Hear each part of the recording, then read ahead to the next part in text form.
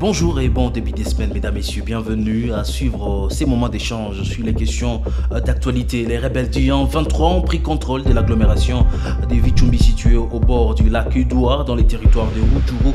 C'est lundi dans les avant-midi selon la société civile contactée par la rédaction de Kivu Morning Post.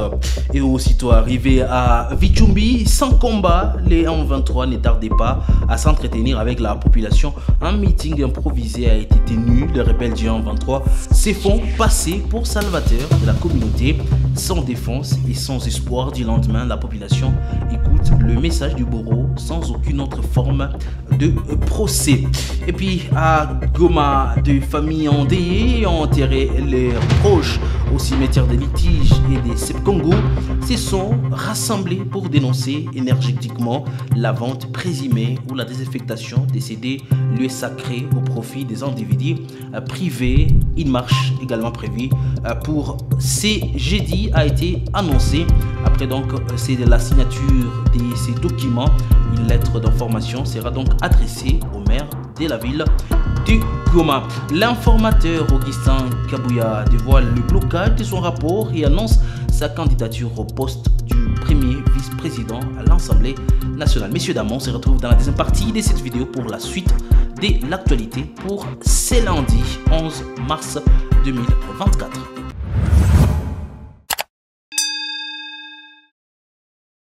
Commençons l'actualité du jour. Les rebelles du 23 ont pris contrôle de l'agglomération de Vichumbi située au bord du lac Edouard dans les territoires de Rutshuru. C'est lundi 11 mars 2024. Dans les avant-midi, selon la société civile contactée par Kivu Morning Post, les rebelles ont tenu un meeting dans les après-midi, a-t-on appris, auprès des habitants sous couvert d'anonymat. La prise de Vichumbi a été faite sans combat et intervient après la chute de la base de Rwindi, dernier verrou pour atteindre la partie nord de la province du Nord Kivu via Kanyabayonga. Je propose ici de suivre la société civile de Vichumbi dans cet appel téléphonique. Monsieur Kambale Mouindo, vous êtes à la société civile à Vichumbi, bonjour.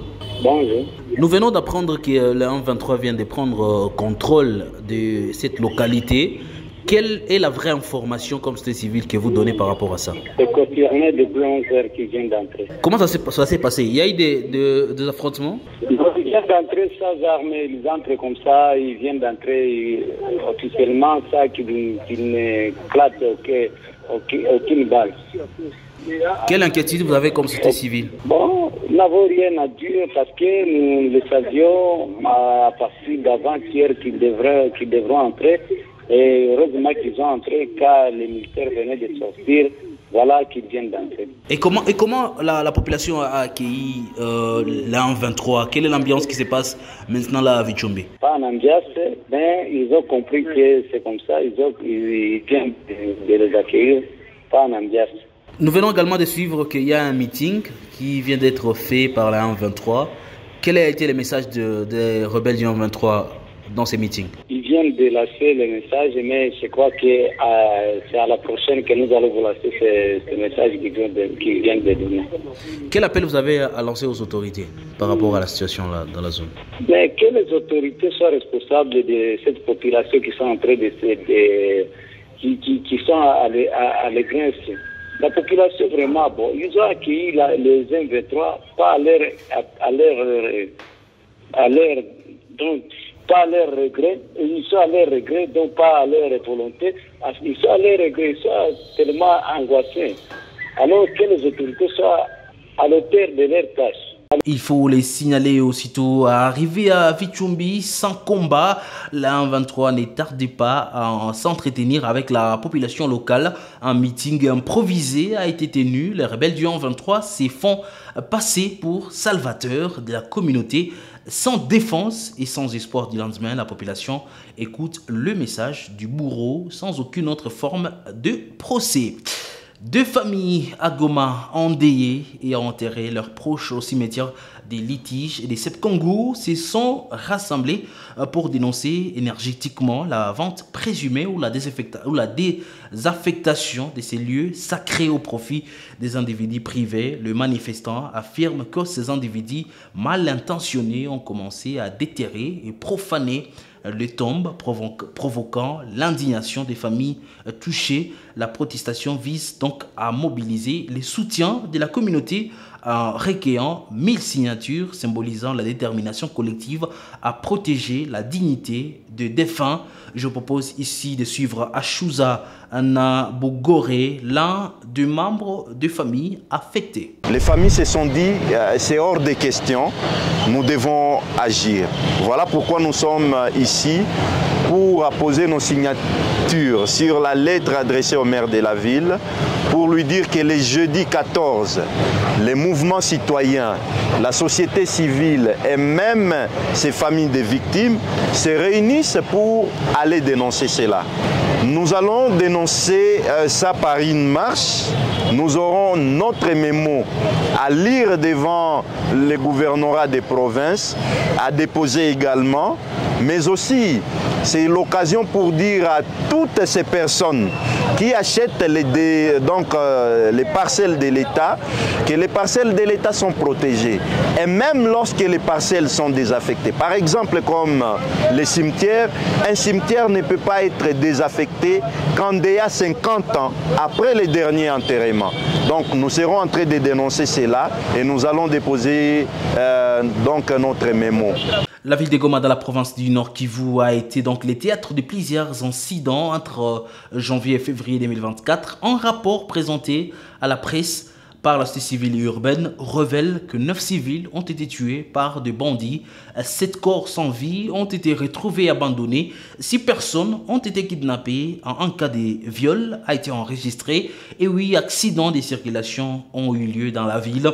La société civile a identifié 75 incidents depuis le début de l'année, mettant en évidence la menace croissante pesant sur Goma depuis janvier, notamment la menace d'occupation par les rebelles du 23. La progression de ces rebelles a eu un impact majeur sur la vie quotidienne des habitants du Goma, incitant un déplacement massif vers la ville depuis d'autres régions et territoires aujourd'hui sous occupation des rebelles. Marion Gavo répond aux questions de Kivu Morning Post. La ville de Goma, comme vous le savez, elle est sous emprise. Dans quelques heures, si malheureusement je peux lier avec Rwindi, avec Kibirizi, la ville de Goma peut tomber. Mais nous avons toujours confiance en notre armée. La ville de Sake, il y a 2 semaines, il n'y a plus de combat. Mais malheureusement, tous les bandits sont sur les montagnes et que c'est difficile. À nous, forces armées, FARDC, Ouazalendou, qui sont dans la vallée de Sake pour commencer à attaquer. Et donc, c'est une guerre imposée, une guerre de multinationaux, une guerre de grandes puissances, une guerre purement politique. Et donc, la population ne sait plus à quel sens se vouer. Nous nous disons pourquoi ils ne sont pas en mesure de prendre Goma, pourquoi ils prennent Rwindi, ils prennent Kibirizi. La population souffre. Donc, d'une manière générale, la ville de Goma, nous sommes un peu calmes, malgré, n'est-ce pas, tous ces désordres qui sont créés par les hommes anténis, nos frères de Ouazalendou, qui sèment maintenant les désordres dans la ville de Goma et autour de la ville de Goma. Nous voyons aussi beaucoup de militaires qui ne sont pas bien soutenus par l'armée. Et donc nous appelons aussi l'armée à bien organiser le commandement dans Goma et autour de Goma. La grande question, pourquoi nous n'attaquons pas le 23 ? Et pour finir, au cours d'une matinée politique à Kinshasa, l'informateur Augustin Kabouya a enfin révélé ce que le chef de l'État reprochait à son rapport. Augustin Kabouya a déclaré attendre encore les arrêts de la Cour constitutionnelle pour s'assurer du bon partage des responsabilités. En outre, le secrétaire général de l'Union pour la démocratie et le progrès social, IDPS en sigle, a également annoncé sa candidature au poste du premier vice-président de l'Assemblée nationale. Ce sera tout pour l'actualité du jour. Messieurs, dames, merci à vous de l'avoir suivi. On se retrouve mardi pour un autre numéro de l'actualité du jour. Portez-vous bien.